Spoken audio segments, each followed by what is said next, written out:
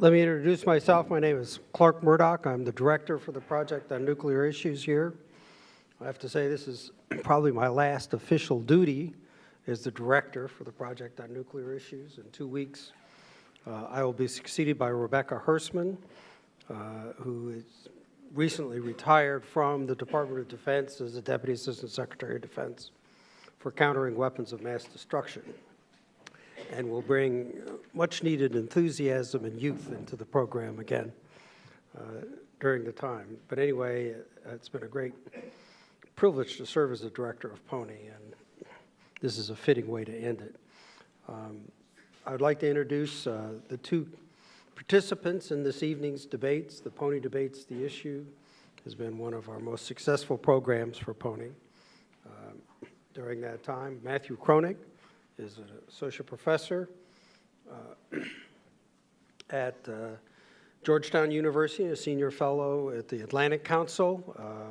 His bio and the number of things that he has written, the recent things that he has written are included in his bio, so I won't go over that since you all have that.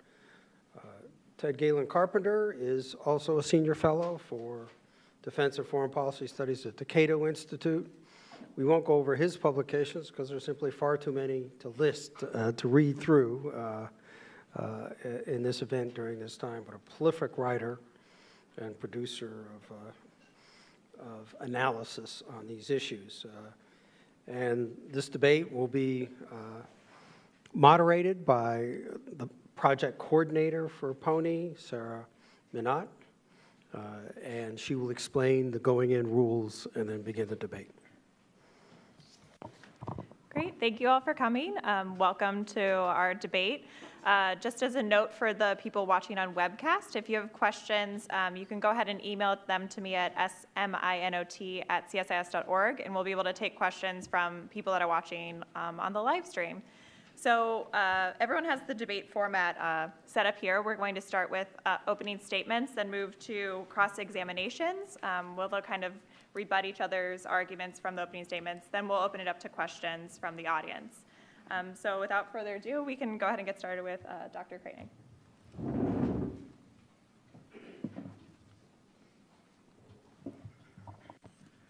Well, thank you very much for that introduction, Sarah. It's a pleasure to be here at CSIS and PONI. And I didn't realize this was going to be Clark Murdoch's last event, so it's quite an honor to be speaking here at Clark's last event. And indeed, you know, Clark's done a wonderful job with PONI over the past 12 years, so I think it might be appropriate to start by thanking Clark for his service. He's done a wonderful job, so thank you,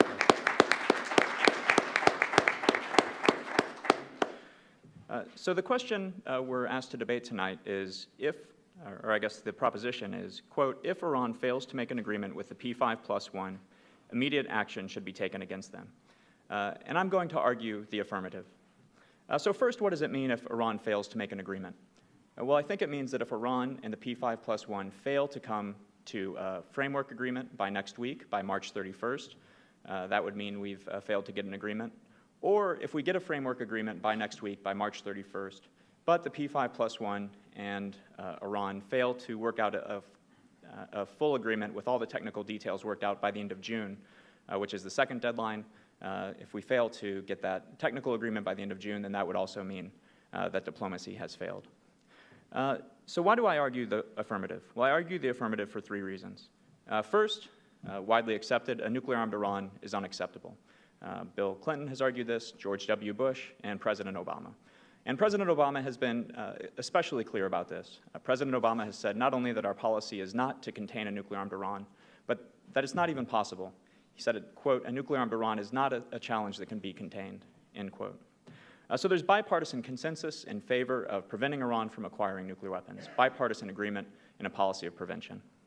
So the question is not, should we prevent Iran from acquiring nuclear weapons or not, but how best to do that? So the second point is that the status quo is also unacceptable. The status quo is untenable as the terms for a long-term agreement. After all, if the status quo were acceptable for a comprehensive deal, we could just declare the current situation to be a comprehensive deal and be done with it. But everyone agrees that the current status quo is unacceptable. The best experts estimate that if the Supreme Leader were to issue the order to build nuclear weapons, that it would take Iran roughly 2 to 3 months to get to the point of no return. So their nuclear weapons breakout time at present is 2 to 3 months, and that's too close for comfort. So the point of the negotiations over the past 16 months has been to roll Iran's nuclear capabilities back, to put enough limits on it, to extend that breakout time to a year or more. So nobody, not Republicans in Congress, not the administration, not the P5+1, not the international community, is prepared to live with an Iran 2 to 3 months away from a nuclear breakout. So how do we get Iran to roll back its program, to get this year breakout? So this leads to my third point, is that if we fail to get a deal by March 31st or by June 30th, it will have shown that the current approach has failed. It'll show that Iran was unwilling to accept this gift of a deal that we've been willing to give them. And the problem is not insufficient time. These negotiations are complicated, but not that complicated. We've had 16 months. The problem is that the Supreme Leader is unwilling to make the concessions necessary to satisfy the international community that their program can't be used to build nuclear weapons quickly. So we need a different approach if we fail this round to get Iran to agree to make these concessions. So one approach would be we could try to be nicer to Iran, but we know historically that Iran only makes concessions when it's under pressure. And so what it's going to take then if we fail this time is to bring more pressure to bear on Iran. And I think there are 5 things that we should do in particular if we fail to get an agreement by March 31st or by the end of June.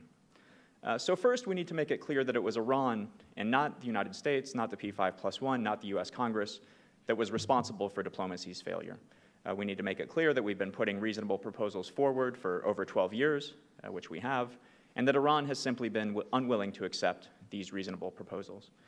Now, so far, Iran's been better, I think, in the public diplomacy than we have. Prime Minister Zarif and others have been very clever in the way they play the media to try to make it seem like they're the reasonable parties, and it's the international community that's being unreasonable. So first thing we need to do is to work diplomatically and through public diplomacy channels to convince publics around the world that indeed this is Iran's responsibility, not our responsibility. And this leads to the second point. The second thing we need to do is then shore up our international coalition against Iran. So steps we're going to take to put additional pressure on Iran, increase sanctions, potentially tougher measures down the road will require international support from the P5+1 and from the broader international community. So we need to work then diplomatically to make sure the P5+1 is on board still with the negotiations, with our proposals for additional pressure, and make sure the broader international community is also on board for the next steps. Third, we need to increase the pressure on Iran through additional sanctions. As I've said before, Iran only makes concessions when its back is against the wall. The only reason President Rouhani was elected 2 years ago, the only reason we got an interim deal, the only reason Iran has been at the negotiating table negotiating seriously for the past 16 months is because of the unprecedented level of international sanctions and international pressure we were able to bring to bear over the past 12 years, but especially after 2012 on Iran's nuclear program. So we had their economy on the verge of collapse. They signed up to this interim deal, and then we let them up. Through the interim deal, we've been providing gradual sanctions relief. And so at this point, the Supreme Leader is not willing to make the necessary concessions. So we need to return to economic pressure, increase the economic pressure on Iran. And President Obama himself has said, in his State of the Union address last year, he said that if Iran fails to accept a comprehensive deal, that he'll be the first one. President Obama said he would be the first one calling for additional sanctions. So again, if we fail to get an agreement, then the administration's stated policy is to call for more sanctions. So this should mean that the economic relief that was provided as part of the joint plan of action, as part of this interim deal, should be rescinded. This means that Congress should pass the Kirk-Menendez legislation that would put additional economic sanctions on Iran. And the administration should work to implement these sanctions and to exercise extreme discretion in using its waiver authority on these sanctions. Fourth, I think we need to take steps to increase the credibility of our military option.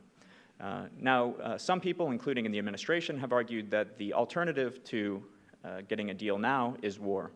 And that's a little bit misleading, because we have to understand the asymmetric stakes here when it comes to the possibility of a U.S. strike on Iran's key nuclear facilities. That's something we very much want to avoid, but it's something the Iranians want to avoid even more.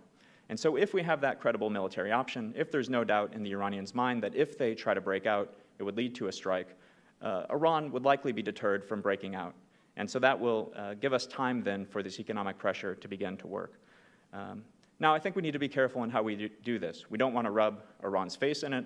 The Iranians are a prideful nation, so we don't necessarily want to make these threats publicly, but we need to communicate privately that there should be no doubt in their mind that if they're taking steps that we judge to be them breaking out to build nuclear weapons, that U.S. strikes on their nuclear facilities will follow shortly thereafter. Next, we need to communicate that this is our policy to our partners in the region.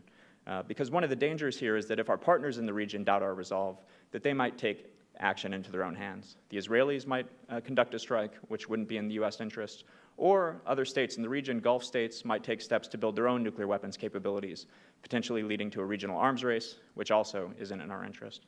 So we also need to communicate to our partners in the region that, as we have been, but to continue to repeat the message that we're willing to do whatever it takes to stop Iran from building nuclear weapons, including using force if necessary.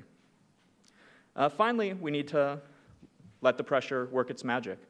With a credible military option in place, with the increased pressure from international sanctions, we need to let the pressure work its magic and then be very clear to Iran that the door to diplomacy remains open.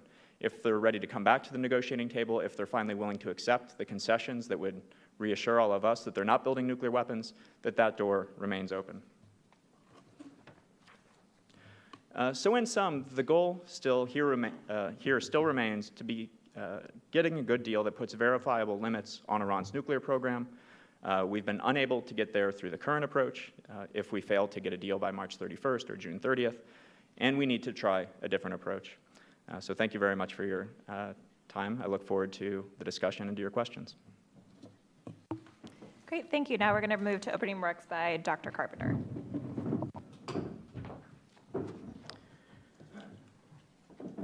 Thank you very much. My thanks again to both Clark and Sarah, and again, my congratulations to Clark on a job very well done over the years. Excellent program. I think we need to face certain realities in our negotiations with Iran and overcome some persistent myths. First of all, I would argue that setting deadlines is decidedly unhelpful. I realize that failing to set deadlines can have its own problems. After all, we had the mutual and balanced force reduction negotiations with the Soviet Union during the Cold War that dragged on year after year after year without any productive achievements. But setting deadlines, I think, entails its own problems and is generally counterproductive.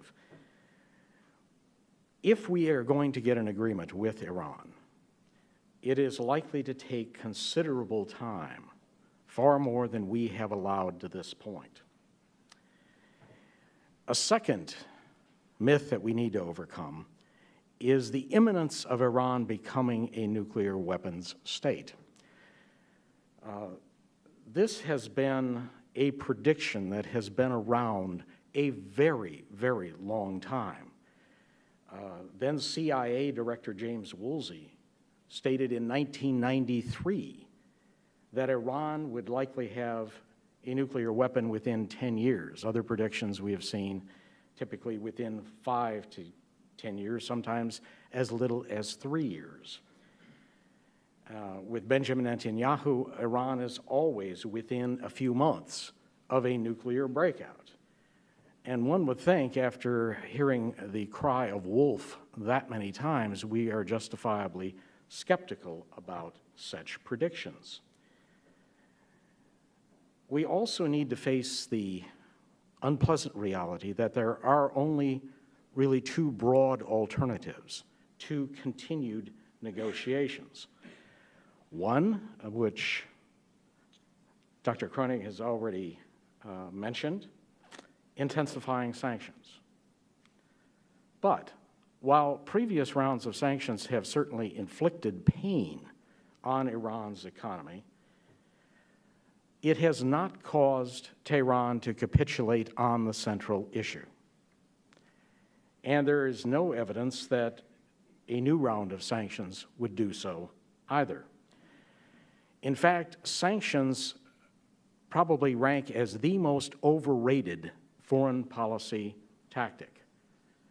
The seminal work by Gary Huffbauer, Jeffrey Schott, and Kimberly Elliott some 3 decades ago, and the follow-on research, has demonstrated pretty conclusively that economic sanctions generally fail to achieve their objectives, and they especially fail to achieve their objectives when they're involving high-priority policies by the target regime. There's no question sanctions can inflict pain on the population of a target country. The question is, can it get the regime to change its policy and change it in the direction we desire?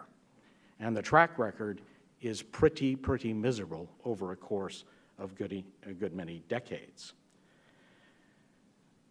We have to understand that developing a nuclear capability is a long-standing Iranian goal. Indeed, its roots go back to the era of the Shah. This is not just a plot by a handful of mullahs. The other option to continued negotiations is war, and I think we need to be blunt about that. It isn't enhancing the credibility of our military option. It is, in fact, resorting to the military option. Now, most hawks dance around that reality. There are a few who have provided refreshing examples of candor. Joshua Moravchik, for example, in his recent Washington Post article, was quite candid about it, yes. If these negotiations fail, we ought to, in Senator John McCain's inimitable words, bomb, bomb, bomb, bomb, bomb Iran. But that would be a mistake on multiple fronts. As been noted by many experts, we probably can't eliminate all of the nuclear installations. So a bombing campaign would likely just delay Iran's ambitions. Indeed, I would argue that an attack would create a huge incentive for Iran to redouble its efforts and move toward actually deploying a nuclear arsenal, not just developing a nuclear capability. We have to acknowledge that Iran would be a larger and much tougher adversary than Iraq or Afghanistan, both of which have given the U.S. fits.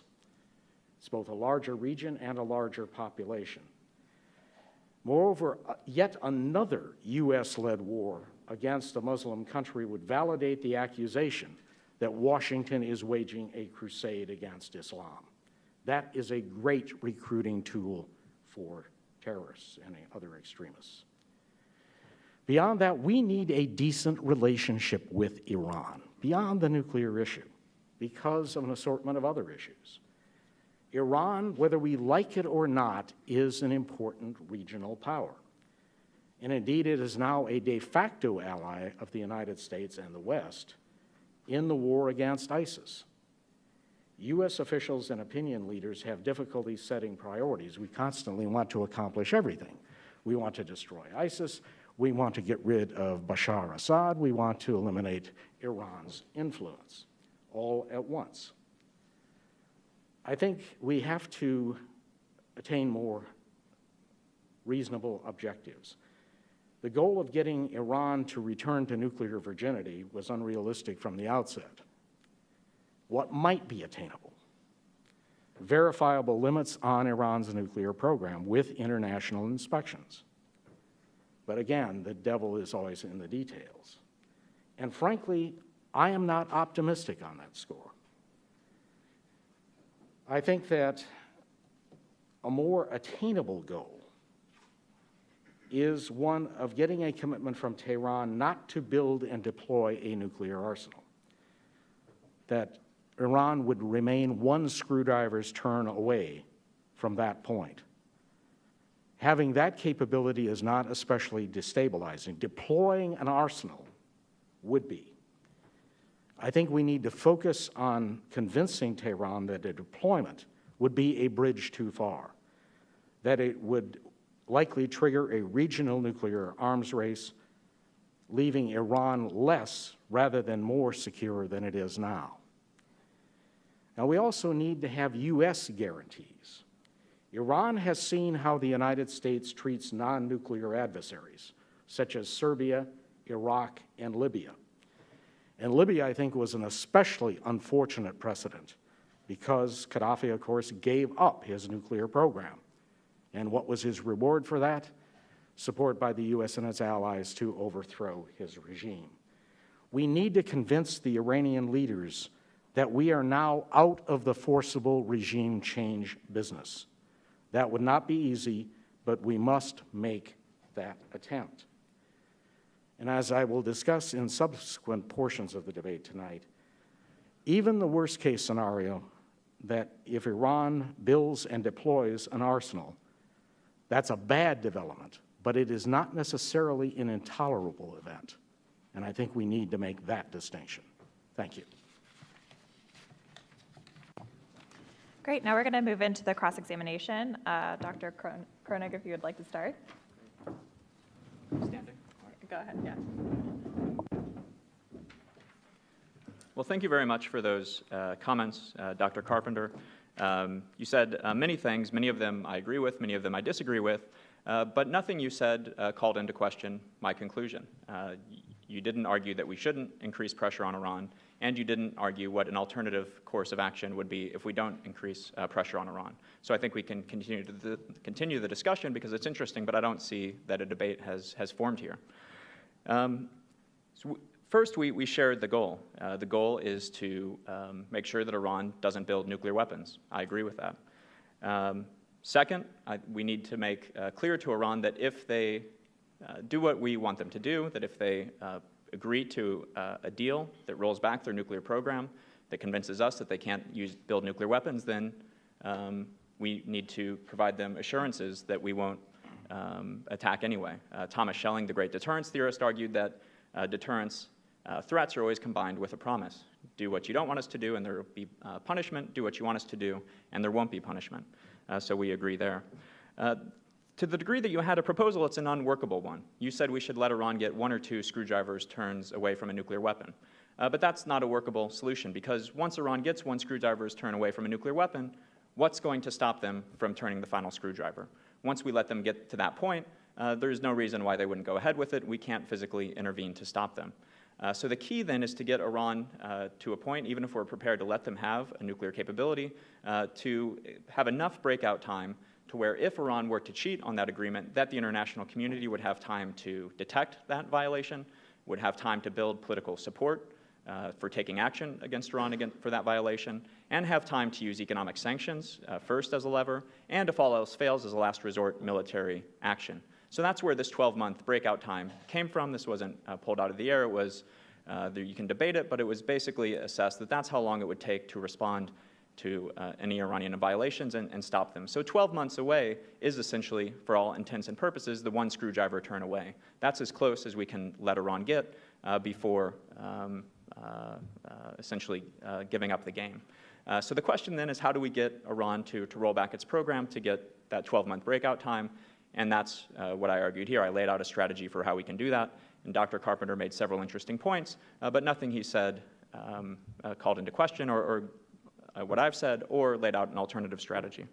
I'll just comment on a few of the other points, but that was the central one. First, he said that setting deadlines is unhelpful. I think that's debatable, but the fact of the matter is we've already set a deadline. The P5+1 in Iran have already set a deadline, so that's the reality we're living with. Second, I think a deadline is helpful in this case because, again, this 2 to 3 month breakout time that Iran has now is too close for comfort. And so we're unwilling to live with this as the permanent solution. It was always meant to be an interim solution. A permanent solution needs more breakout time, so we can't live with this forever. We have to set a deadline as to when either we get a deal or we don't. Next, Dr. Carpenter said that many people have been making outlandish predictions about how Iran was going to have nuclear weapons in 2 seconds for decades. I agree that that's true. Many of these people just didn't know what they were talking about. But the fact of the matter is now we have a very good idea of what Iran's nuclear capabilities are. We have inspectors on the ground. We have many of the best experts in government and outside of government doing technical analyses of how long would it take Iran to produce 1 bomb's worth of material, given what we know that they have now, and that number is 2 to 3 months. So maybe the numbers in the past were bad. This is a good number. He said that resorting to the military option is a bad option, and I don't think anybody disagrees with that. But the question is, if Iran dashes to a nuclear weapons capability, and it's the last resort, either we take military action or let Iran have nuclear weapons, which is worse? So it is a gut-wrenching decision. It's not easy. But my assessment, that I've written about in my recent book, and the assessment of the U.S. government is that a military strike would be less bad than living with a nuclear-armed Iran. That's why President Obama has been so clear that we'll do what we must, quote, do what we must, to prevent Iran from acquiring nuclear weapons, that the military option remains on the table to do that. He said that we need a decent relationship with Iran, and we need to set priorities. I agree we need to set priorities, and I think everyone agrees that an Iran with nuclear weapons is much more threatening than anything else Iran might be doing. Is the cost of a nuclear-armed Iran outweigh any benefits we might get in terms of cooperation on ISIS? So I agree with the point on priorities. Priorities means stopping Iran from acquiring nuclear weapons, and the other aspects take a back seat to that. He said getting nuclear virginity with Iran is not possible. I agree with that. That's kind of a false choice. We both agree that the solution is to get limits on Iran's nuclear program, and again, the question is how to best do that. I've said the way to do that is to increase pressure. I didn't hear an alternative from my colleague, so I think I'll stop there. Thank you. Thanks. Dr. Herpender?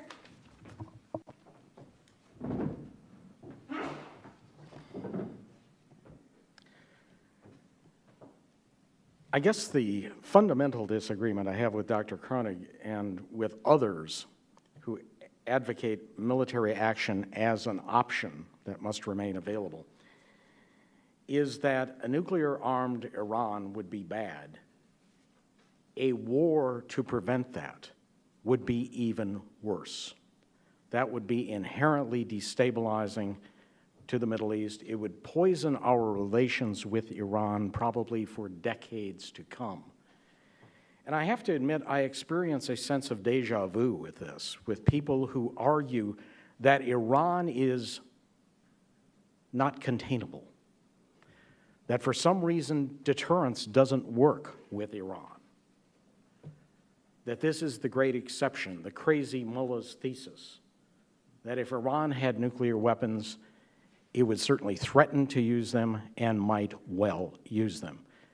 If not on the United States, and I think most people, even in the hawkish camp, would acknowledge that it would be utter suicide for Iran to attack the United States, a country with several thousand nuclear weapons and a sophisticated delivery system.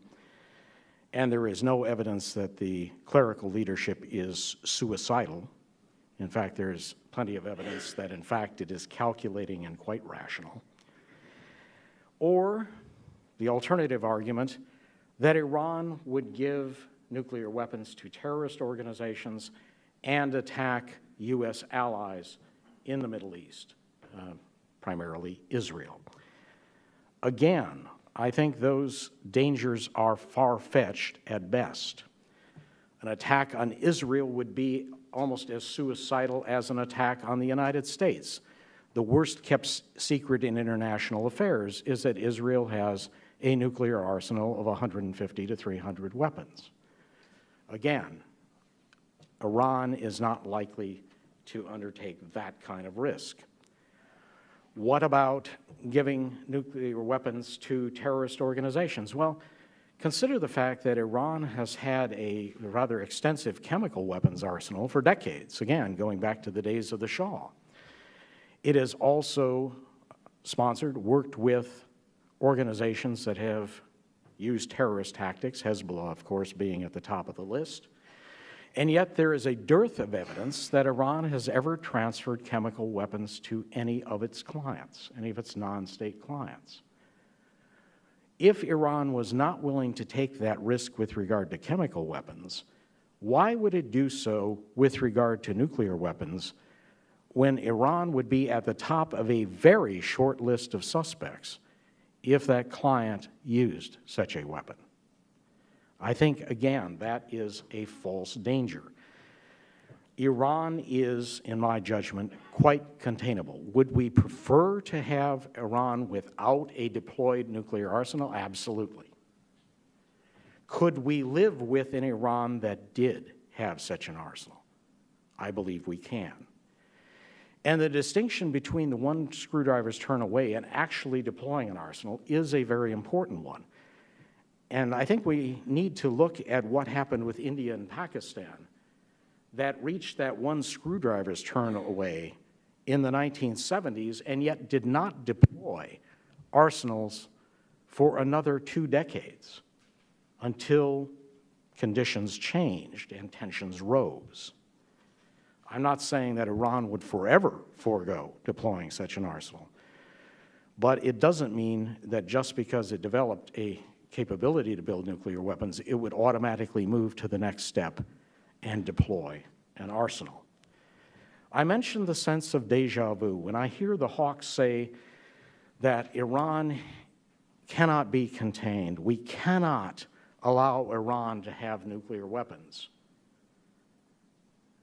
I'm reminded of the same comments, eerily similar comments, about Maoist China in the 1960s, and how the blood-curdling statements from Mao and his associates indicated that a Chinese communist government with nuclear weapons would be an utter disaster, that they could not be deterred. They would definitely use such weapons against either the United States or its allies. And the statements from Mao and his associates, I would argue, were far more frightening than anything we have heard from the clerical leadership in Iran. This was a leadership that actually argued that it was possible to fight and win a nuclear war with the United States, even if China lost as much as half of its population. Hawks in the United States proposed airstrikes against Chinese nuclear installations. And the Johnson administration, I know for a fact, seriously considered that option. Imagine what our relationship would be with China today if we had followed the advice of the hawks of that era. It's highly unpleasant to even contemplate that. And what happened when China did acquire a nuclear weapons capability? It actually acted in a more responsible manner, in part because its own insecurities were reduced.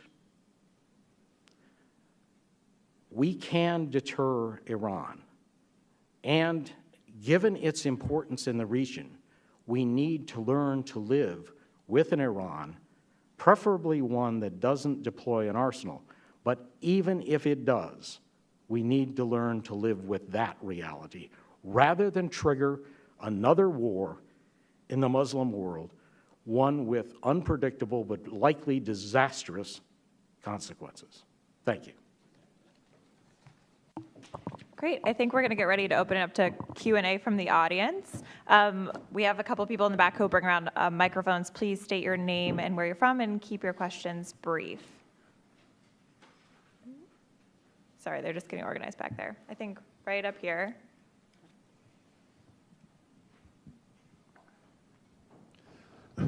Hello, my name is Hermes Levy. I'm from WS. My question is, what will be your comment about a third alternative, which would be trying to engineer inside Iran a friendly government?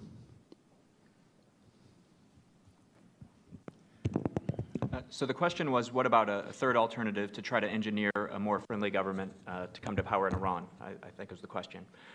So I think that would be wonderful if we could get a new government in Iran that was more democratic, that respected the human rights of its own people, that was willing to work with the international community, that was willing to abide by its international obligations. And so the United States has had some programs in place over the years to try to support moderates in Iran. I think the problem is there's really no evidence that major change in regime is going to happen internally within Iran anytime soon. And the basic problem is the clerics are willing to, the current regime is willing to kill to stay in power, and the opposition isn't willing to die to take power. And I think as long as that's the case, we're not going to get a change in government. We were close, or we had at least a protest over the elections in 2009, the Green Movement, but the government cracked down harshly, put people in prison, exiled them, and that really demoralized this opposition movement. So a new government would be great, but I think for the time being, we have to work under the premise that we're going to be dealing with this government. I would argue that given Washington's history with Iran, a U.S. blessing would be the kiss of death for any alternative movement. I mean, going back to the CIA-orchestrated coup in 1953, the Iranians have long memories, and to be blunt, they don't really trust us and our protestations about democracy and human rights. Secondly, I think it's a mistake on two levels to see the clerical regime as a monolith. It's not. There are factions within the clerical regime. There's certainly reformers, and even if you look at the post of the presidency, there's a big difference between Rouhani and Ahmadinejad. That's reflected down the various levels of the regime. Secondly, the regime is now about to enter its third generation. Revolutionary intensity tends to fade with time. That's almost a universal truth. And so I would be patient, let Iran work out its own internal political destiny without trying to orchestrate regime change. We haven't exactly had a great track record over the decades around the world with that strategy, and I wouldn't try it in this case. Right up here.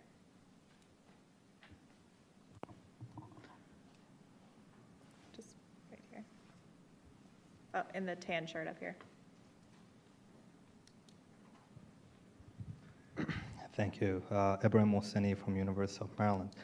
This is to Dr. Cronick. As you went down your list of measures, none of them sounded new in a sense that we tried all 5 of them simultaneously for 10 years, and all we got was a more expansive, more comprehensive, and a nuclear fuel cycle program on the Iranian side. They went from 0 centrifuges to 20,000 now and upward counting. So what makes you think that now things would be any different than they were for the past decade? Thank you. Well, I think the first point that I would make is that foreign policy is hard, and the Iranian nuclear challenge is hard. And so we have no good options. There are drawbacks to all the options. The question is, given where we are now, what is our best option to try to get a deal? And I think this is the best option, to go back to the pressure track. And I guess I would disagree a little bit with what you've said and what Dr. Carpenter said. As I think the pressure track has been shown to work in the past. If we look at when Iran's made major concessions before, it has been under intense international pressure, whether it was in the Iran-Iraq War, whether it was in 2003 when Iran voluntarily agreed to suspend its nuclear work because it feared it might be next after the invasion of Iraq.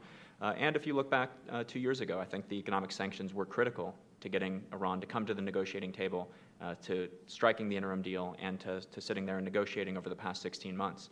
So I think our only hope of getting an even better deal than this interim deal, of getting a true comprehensive deal, is returning to the pressure track, increasing the economic pressure. Because the Iranian economy was under real stress in November 2013 when we struck this deal. We essentially had Iran on its back, and then we let them up.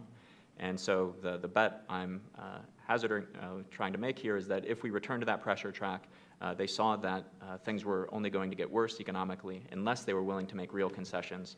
That's our best hope of getting a deal. Now, maybe a deal is not possible. Maybe we are, at the end of the day, going to face this tougher choice between acquiescing or taking action. But I think if we want to get a deal, I think that is everyone's goal. I think this is our best path forward.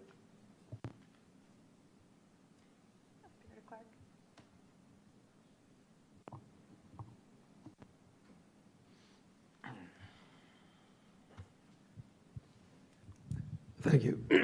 Thank you, Clerk Murdoch. Let me ask about another scenario. Recent reporting has indicated that what were P5+1 negotiations with Iran are really U.S.-Iranian negotiations right now, and that There are some who believe, the French are reported to be in that camp, believe that on major elements, the United States is moving closer to Iran's position on several important regards in terms of trying to get a deal. What if we, instead of saying no deal, what if we get a bad deal? What do you do if we get a bad deal? I guess I would ask you first to define what is a bad deal, in your view. One in which the breakout time, we may say the breakout time is a year, but the experts say it's not really a year, it's not much different than what it was already. We have something that's been agreed to, but substantively looks very much like the current status quo in terms of a very small breakout time.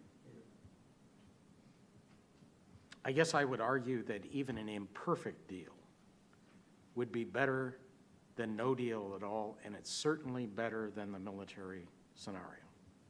So again, is that a desirable outcome? No, not particularly. It's just better than the alternatives. So I do have, if I could take a moment to respond also, I do have concerns with the direction the negotiations are headed in from some of the reports I'm getting back. Because if we remember, the point of all of this going back 12 years was to get Iran to give up enrichment completely. That was the international community's position for a decade or so. There were 6 UN Security Council resolutions requiring, demanding that Iran suspend enrichment. And then we got the interim deal in which we promised that Iran would have some enrichment capability. And I think the Iranians had been pretty clever in kind of tying their own hands and making the case that they couldn't accept any deal that didn't allow at least some token enrichment capability, and convinced many people in Washington, including the administration. And so the administration began making the argument, we need to accept some enrichment capability in order to get a deal. So when they started to make that case, then I and I think others were prepared to accept some kind of token enrichment capability to allow Iran to save face, but to get a serious breakout time. From the reports, it seems like we've gone way beyond that. According to the recent reports, we're going to allow Iran to keep something like 6,500 centrifuges, which is way more than just this kind of token capability. So I do have concerns about it. That said, if the P5+1, if the Obama administration signs this deal, it does seem to me like it's going to be hard to undermine that, hard for Congress or anybody else to undermine it.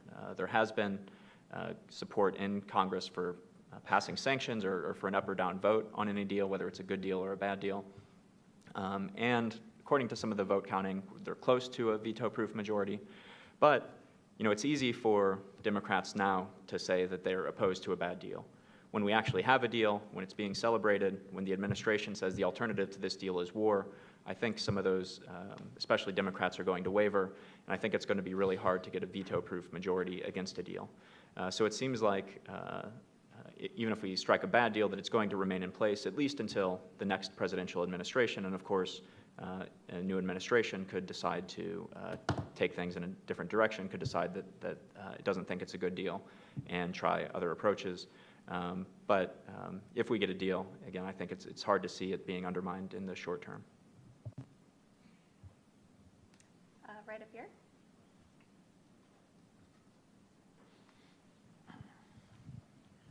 Craig West, OSD. So I'm curious for both of you to answer the question regarding proliferation. So if the Iranians were to get nuclear capability, even a rudimentary capability, the likelihood of other countries in the region going ahead and getting their own nuclear capability seem, within the realm of possibility, particularly Saudi Arabia, possibly Turkey. So the question is, would the U.S. be willing to commit to attack Iran to prevent proliferation and maintain some semblance of status quo under those circumstances?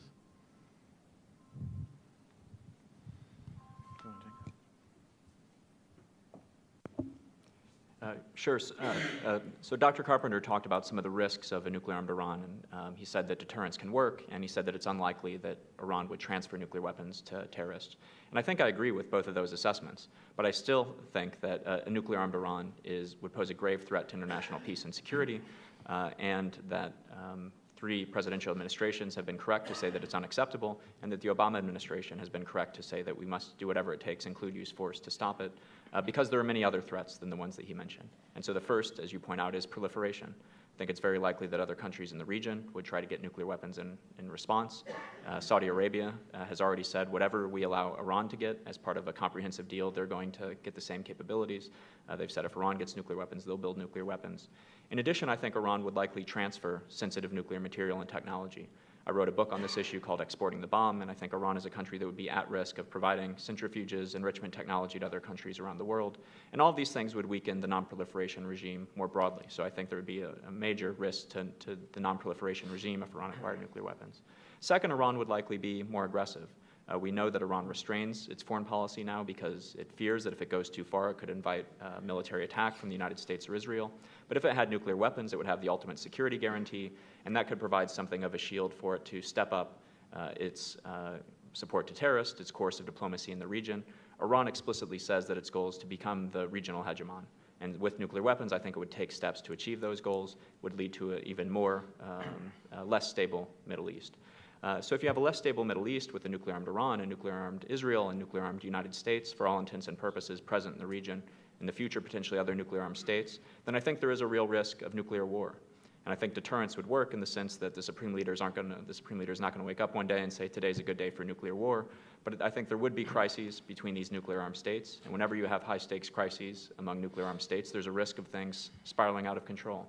So the United States got into these kind of crises with the Soviet Union during the Cold War. President Kennedy said the risk of nuclear war during the Cuban Missile Crisis was between 1/3 and 1/2. So looking back on the Cold War, I don't think that deterrence worked. I think we got lucky to some degree.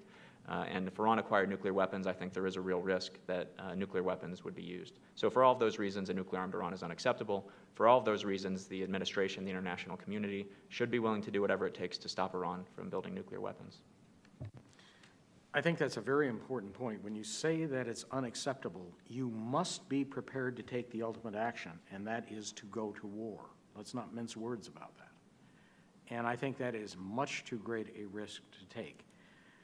With regard to proliferation, I think it's fair to say that the non-proliferation system has been slowly eroding for decades. We have not had the nightmarish predictions of the 1960s come true, namely that we would have several dozen nuclear weapon states by the turn of the century, namely the beginning of the 21st century. But we have seen erosion of the non-proliferation system. And I think that's likely to continue, whether or not Iran acquires a nuclear weapons capability. I think that is a trend that we're going to see gradually develop. That being said, I think we should not be too hasty to say that a nuclear Iran would automatically lead to extensive proliferation in the Middle East. That certainly is a danger. I think we would likely see some of it, but I have backed away from an assertion that I made a couple of years ago that such proliferation was a virtual certainty if Iran deployed an arsenal. It's a little more complex than that because governments make their decisions about whether to acquire a nuclear arsenal based on quite a number of variables, quite a number of factors. And certainly concern about a regional rival is at or near the top of the list, but it's not the only factor. Elements of national pride, of prestige, of risk-benefit calculations, those all go into each of these decisions. Secondly, it is conventional wisdom that proliferation is automatically destabilizing. But as we know, that's a controversial position within the international relations field and has been for better than 3 decades, ever since the debate between Scott Sagan and Kenneth Waltz. Waltz made the argument, provocative as it was, that at least in some cases, proliferation can be stabilizing, not destabilizing. And I think it is interesting that I mentioned when China acquired a nuclear weapons capability, its behavior actually became more moderate, more constructive. India and Pakistan, I would argue, have been at least moderately more risk-averse once they deployed their arsenals. So it's not a clear-cut case that proliferation is always destabilizing.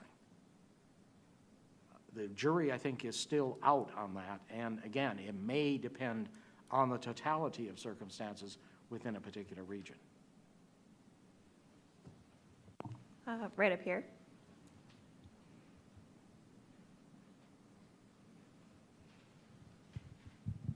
Hi, my name is Sanna Björling. I'm a Swedish journalist.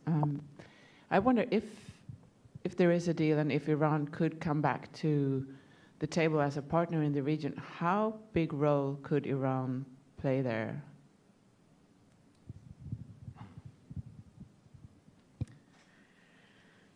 That is an excellent question, and especially given the Shiite-Sunni dynamics in the region, Iran being by far the leading Shiite power, the United States and its allies having more than a few difficulties with militant Sunni forces at the moment. Iran is a large, capable power, and one that I think, I don't think it's going to be the regional hegemon. I think there are too many competitors for it to achieve that status. But it may very well emerge as the first among equals in terms of Middle East powers, excepting Israel. I'm putting Israel in a separate category. But if you look at the other powers, Iran may emerge eventually as the single strongest power, but that's still far short of being a regional hegemon. So this is a huge question that could be the subject of its own debate and a little bit further afield from the debate tonight, but I'll just make a brief comment. I mean, I think it raises a bigger question about America's alliances and partnerships in the region, and I think the United States essentially has to choose between aligning itself with its traditional allies, Israel and the Gulf partners. There are problems with that, but that's traditionally been the way we've done it, or aligning ourselves with Iran. And so there are some people in this town now arguing that we should switch, that we should align ourselves with Iran.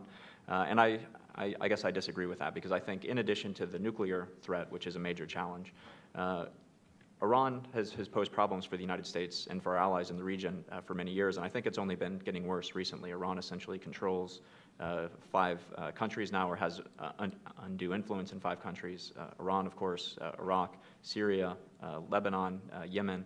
And so the United States has had a policy for decades of preventing any one country from dominating the region.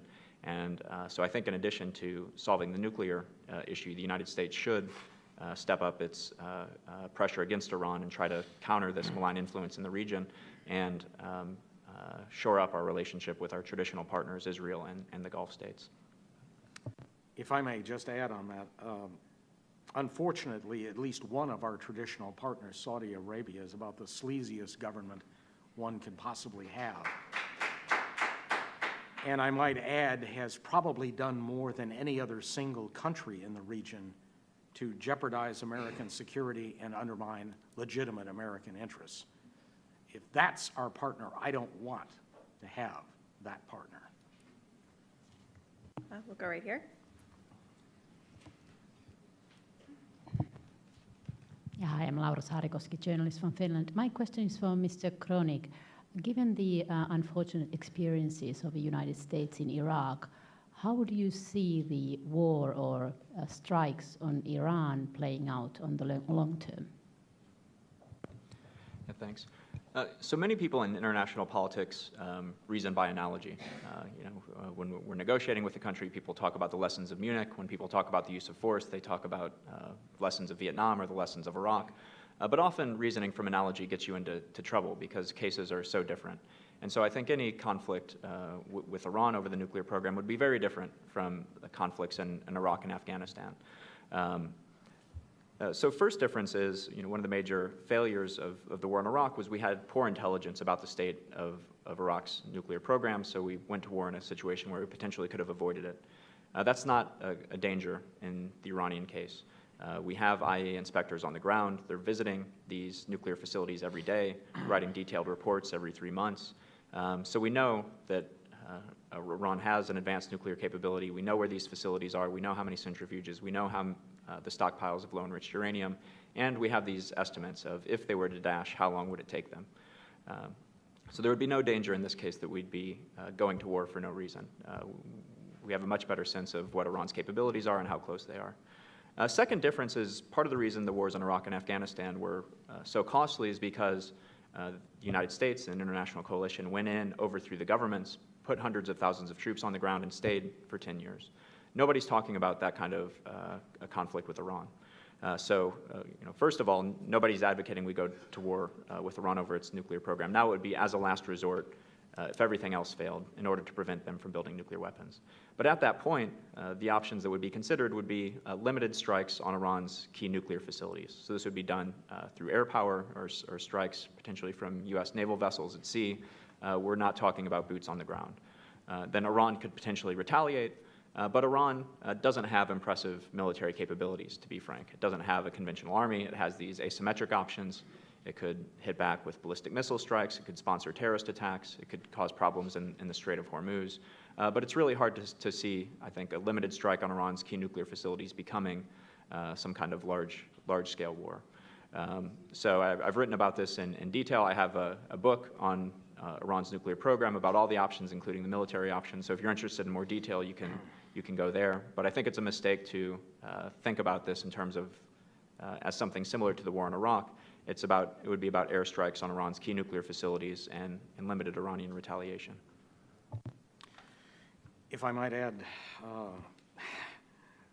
we might want to keep a war limited. That doesn't mean that it would necessarily stay limited. And I think Dr. Kronig is entirely too casual about the nature of an Iranian response and, in turn, the likely U.S. response.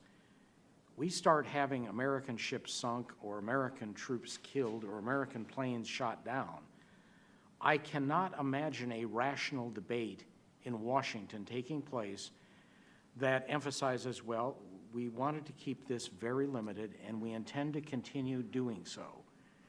When the John McCains and Tom Cottons of the world start taking to the Senate floor and demanding escalation against this outlaw regime that has now killed Americans. If we set this in motion, there is no guarantee whatsoever that we can control the extent of a war with Iran. Right over here.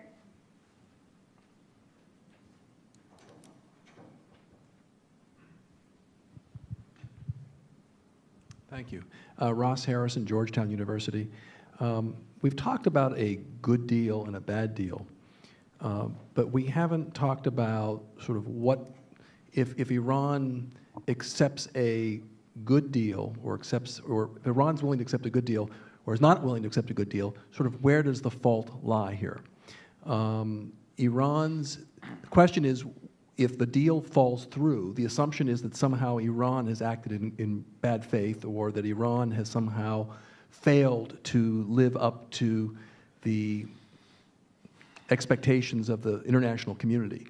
If you're looking at the deal from the Iranian perspective, is there a deal that makes sense for them? Assuming for a minute they're willing to accept the modalities that have already been laid out in terms of the number of centrifuges, in terms of the breakout capability, do we have enough on our end to deliver that makes sense for them to be able to politically give up what they need to give up in order to sustain the kind of deal that is on the table? Thank you. Well, so I think the first step to answering that question is asking what does Iran want from the negotiations? And I think what Iran wants from the negotiations is a nuclear weapons capability and sanctions relief too. The problem is that's unacceptable to us. We're not willing to let Iran have nuclear weapons. And so we want reassurances that they can't build nuclear weapons. So that's the problem that Iran is facing right now. They're not willing to take the steps to roll back their nuclear program to reassure us. So it may be possible that there's just no overlap between what they're trying to achieve and what we're trying to achieve. But if you take Iran's cover story at face value that they just want a nuclear energy program, then it's pretty clear that Iran is at fault here. We've, time and time again, over the past 12 years, given them a number of offers that would allow them to have a peaceful nuclear energy program and sanctions relief, bring them back into the international community, and they've been unwilling to take the steps to prove that that's all that they're interested in. So if we fail to get a deal, I think it's pretty clear that the fault lies with Iran if you believe their cover stories. But as I pointed out in my opening remarks, I think we need to do a better job in diplomacy and in public diplomacy of making that clear, because I think the Iranians have been a little bit better in their public diplomacy and have confused that narrative a little bit. It was an excellent question. And I've always wondered, even if the Iranians gave us everything we were seeking in an agreement, could we actually deliver our end? Because certainly one of the things Iran wants is not just sanctions relief, not just a partial lifting of sanctions. They want a comprehensive lifting of sanctions. And much of that requires congressional action. I have substantial doubts whether this Congress especially would approve the measures necessary to lift sanctions in a comprehensive way. And if it so happened that we got a desirable agreement, and then in essence we double-crossed the Iranians and kept the sanctions in place, I think that would have a tremendous potential to poison relations over the long term. And again, the United States unfortunately has a nasty habit of reneging on promises. One of the things we did on the Korean Peninsula throughout the Cold War, and especially the latter stages, was promise cross-recognition of the North Korean and South Korean regime. If Moscow and Beijing would recognize South Korea, we would in turn recognize North Korea. Well, of course, Moscow and Beijing did recognize South Korea, and the United States found ample reasons not to recognize North Korea. I suspect the Iranians believe that we would pull a similar bait and switch with regard to any agreement that they reach here, and that is a major impediment. All right, I think we have time for one more question right in the back. I'm Fuad Abul, ISS. Just to continue the point that Dr. Carpenter was making, so there is actually a state that has a nuclear bomb which is effectively ostracized, and that is the state of North Korea. And something tells me that Iran would be unwilling to take that bargain. So the question is, how realistic would it be, in your opinion, to cite the North Korean experience or North Korean case to deter Iran's nuclear capabilities? Well, I think that's an argument that the administration and the P5+1 has tried to make, that pursuing nuclear weapons will make Iran less secure, not more secure, that it will make it ostracized from the international community. And so I think that's an important argument to make. I think it becomes harder if we get a so-called bad deal and the international community essentially blesses Iran. That is a screwdriver's turn away from a nuclear weapon, as Dr. Carpenter put it. The difference with North Korea is that we were never willing to accept, the international community was never willing to accept North Korea's nuclear capability. All the agreements we've been negotiating were for complete and irreversible nuclear dismantlement in North Korea. And so we've already given Iran more ground there. And if we get a so-called bad deal that blesses Iran's nuclear capability, then I think it's harder to replicate the kind of model with North Korea in Iran. Okay, great. We can move on to closing arguments. Dr. Koenig, if you want to start. Great. So in our discussion and in the Q&A section, we got into a wide-ranging discussion about all kinds of things, about North Korea, about Iran's role in the region, about possible military options. But I just want to remind everyone what the discussion topic was today, which is if we don't get a deal by next week, or if we get a deal next week but we don't work out all the technical agreements by June 30th, should the P5+1 and the United States take additional action against Iran? And my argument was that we should take a number of steps to increase the pressure on Iran, that's our only hope of getting a good deal. So I reminded everyone that a nuclear-armed Iran is unacceptable. That's been a consistent position of the United States for 3 presidential administrations.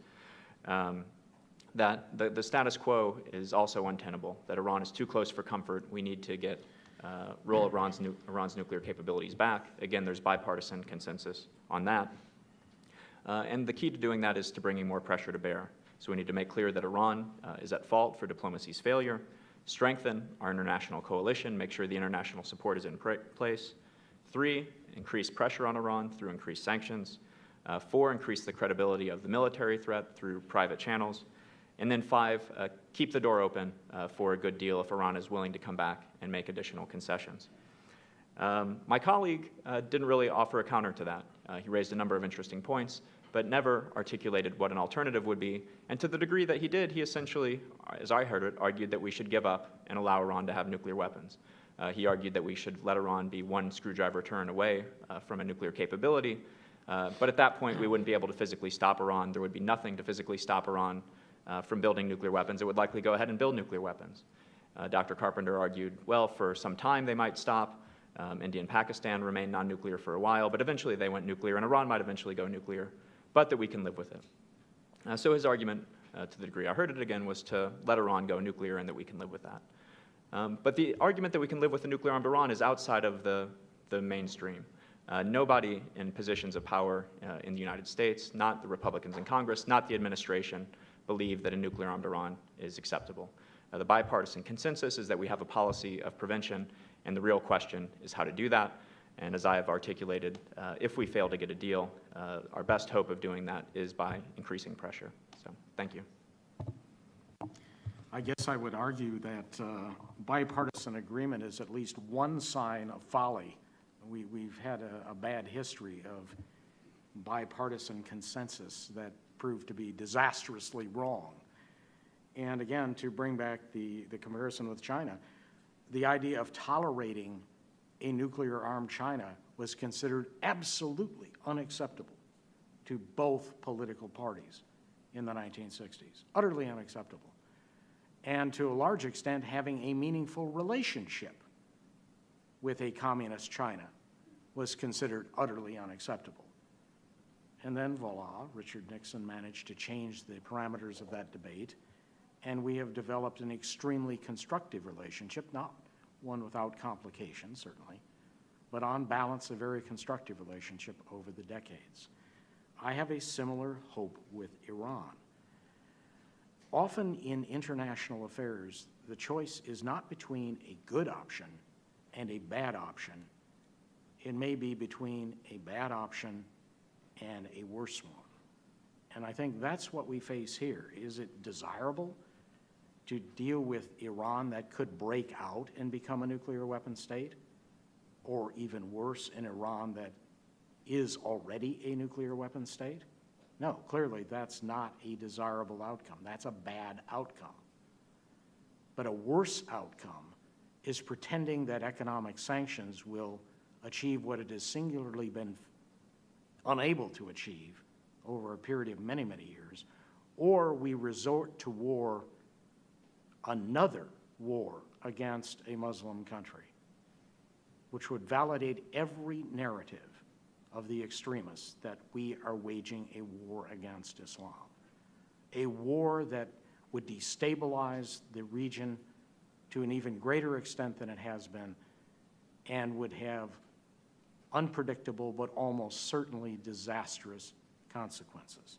That is a worse option. I would also like to touch on a point that we barely discussed tonight, and I think it's an important one, the P5-1 negotiations. Do we have an international consensus about what to do with Iran if the current set of negotiations fails to produce a desirable result? I have my doubts about that on multiple levels. For one thing, some of the European powers appear to have gone along with the sanctions approach primarily because they have been afraid that otherwise the United States would do something really reckless. So how reliable is their support for a stronger stance against Iran? I think that is at least very much an open question. Secondly, one of the powers Russia, we have seen a rather serious deterioration in relations between that country and the United States and its allies. Russia, I am sure, would prefer to see Iran remain non-nuclear. But how much diplomatic and political capital is Vladimir Putin willing to spend to support what is primarily a policy of the United States and its closest allies? Again, I think there are very serious questions about that, given the current context of Russian-Western relations. We may find that we think we have an international coalition, an international consensus to support our hard-line policy against Iran, and we may well discover that that is largely an illusion. I will close with that. We obviously have a complex topic here. And again, I would return to the argument, often the choice is between a bad option and an even worse one. I'm afraid the hawks want to embrace the worst possible option. And on that, would you all please join me in thanking Dr. Carpenter and Dr. Kronig for participating. With our proposals for additional pressure, and make sure the broader international community is also on board for the next steps. Third, we need to increase the pressure on Iran through additional sanctions. As I've said before, Iran only makes concessions when its back is against the wall. The only reason President Rouhani was elected 2 years ago, the only reason we got an interim deal, the only reason Iran has been at the negotiating table negotiating seriously for the past 16 months is because of the unprecedented level of international sanctions and international pressure we were able to bring to bear over the past 12 years, but especially after 2012 on Iran's nuclear program. So we had their economy on the verge of collapse. They signed up to this interim deal, and then we let them up. Through the interim deal, we've been providing gradual sanctions relief. And so at this point, the Supreme Leader is not willing to make the necessary concessions. So we need to return to economic pressure, increase the economic pressure on Iran. And President Obama himself has said, in his State of the Union address last year, he said that if Iran fails to accept a comprehensive deal, that he'll be the first one. President Obama said he would be the first one calling for additional sanctions. So again, if we fail to get an agreement, then the administration's stated policy is to call for more sanctions. So this should mean that the economic relief that was provided as part of the joint plan of action, as part of this interim deal, should be rescinded. This means that Congress should pass the Kirk-Menendez legislation that would put additional economic sanctions on Iran. And the administration should work to implement these sanctions and to exercise extreme discretion in using its waiver authority on these sanctions. Fourth, I think we need to take steps to increase the credibility of our military option. Now, some people, including in the administration, have argued that the alternative to getting a deal now is war. And that's a little bit misleading, because we have to understand the asymmetric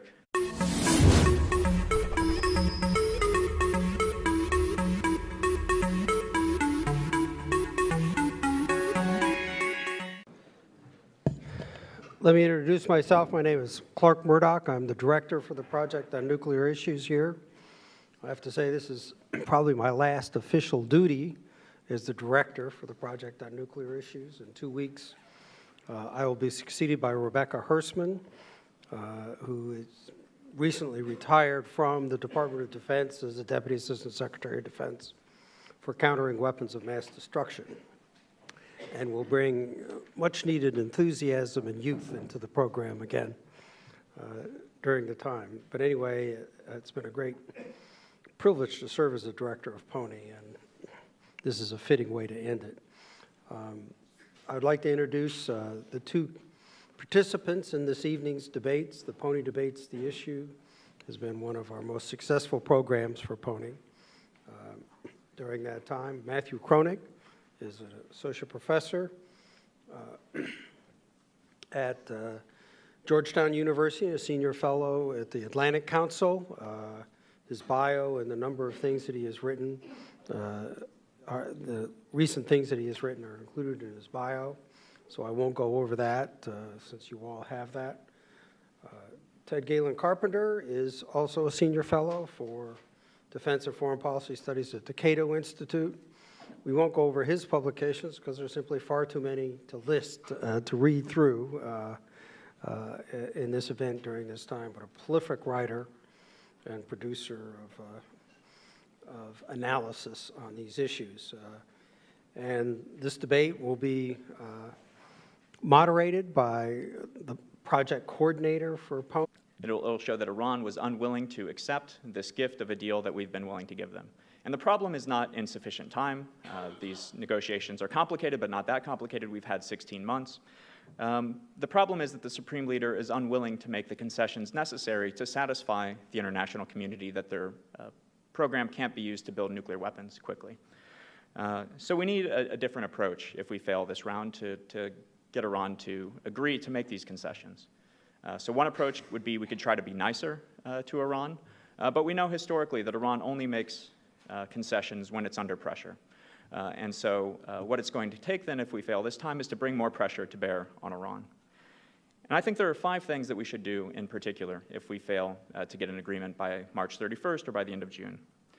So first, we need to make it clear that it was Iran and not the United States, not the P5+1, not the US Congress, that was responsible for diplomacy's failure.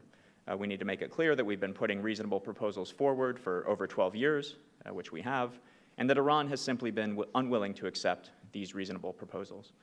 Now, so far, Iran's been better, I think, in the public diplomacy than we have. Prime Minister Zarif and others have been very clever in the way they play the media to try to make it seem like they're the reasonable parties, and it's the international community that's being unreasonable. So first thing we need to do is to work diplomatically and through public diplomacy channels to convince publics around the world that indeed this is Iran's responsibility, not our responsibility.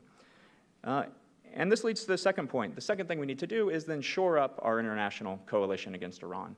So steps we're going to take to put additional pressure on Iran, increase sanctions, potentially tougher measures down the road will require international support from the P5+1 and from the broader international community. So we need to work then diplomatically to make sure the P5+1 is on board still with the negotiations. Sarah Minot, and she will explain the going-in rules and then begin the debate. Great, thank you all for coming. Welcome to our debate. Just as a note for the people watching on webcast, if you have questions, you can go ahead and email them to me at sminot@csis.org, and we'll be able to take questions from people that are watching on the live stream. So everyone has the debate format set up here. We're going to start with opening statements, then move to cross-examinations. We'll kind of rebut each other's arguments from the opening statements. Then we'll open it up to questions from the audience. So without further ado, we can go ahead and get started with Dr. Craning.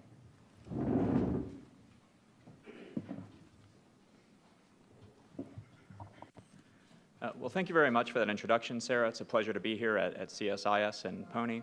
And I didn't realize this was going to be Clark Murdoch's last event, so it's quite an honor to be speaking here at Clark's last event. And indeed, you know, Clark's done a wonderful job with PONE over the past 12 years, so I think it might be appropriate to start by thanking Clark for his service. He's done a wonderful job, so thank you, Clark.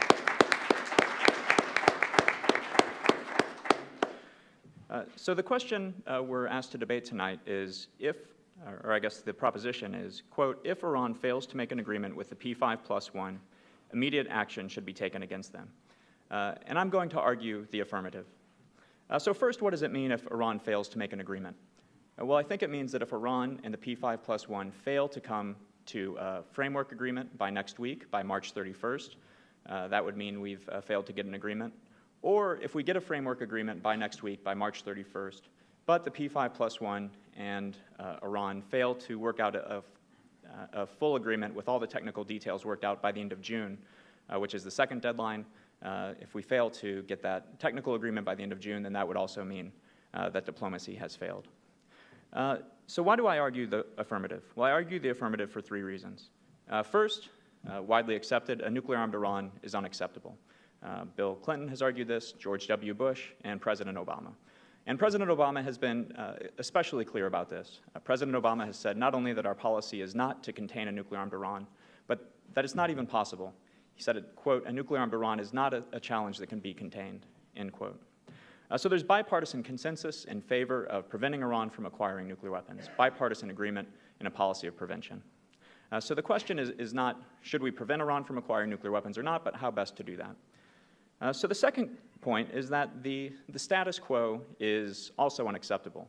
The status quo is untenable as the terms for a long-term agreement.